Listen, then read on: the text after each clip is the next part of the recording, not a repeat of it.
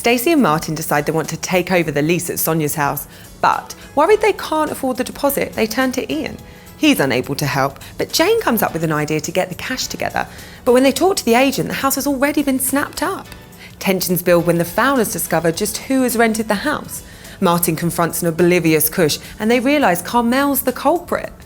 Bex is furious that Sonia has landed them in this position, and Martin tries to calm her down. But where will they live?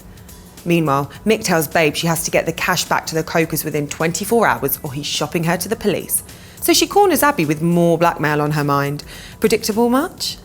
Les puts his foot down when Pam decides she wants to visit Paul's killers ahead of the plea hearing, but Honey has an idea that just might help. Vincent's annoyed when Kim gets a parking ticket, but he loses his cool completely when he finds she's been hiding a whopping secret. Later, she forces him to give her a driving lesson, but who will drive who round the bend? We get the word on the street next. Phelan is expert at playing people, and while Billy warns Eileen that Todd hates her man, Todd later tries to convince Billy that he's actually all right. But while Todd decides to quit the scam to get back with Billy, Vinny warns Phelan to persuade Todd to stick with them. Todd's on edge when Sarah wants to invest in one of the flats after getting an unexpected windfall, so he agrees to keep his arrangement with Phelan as long as Sarah doesn't lose out. Maria and Kurt get some bad family news, and Kaz loves the opportunity to comfort the grieving hairdresser. And even dim Kurt can see how much Kaz is into his sister. Maria decides to let Kaz down gently, telling her she's just not into her, before asking her to move out of the salon flat.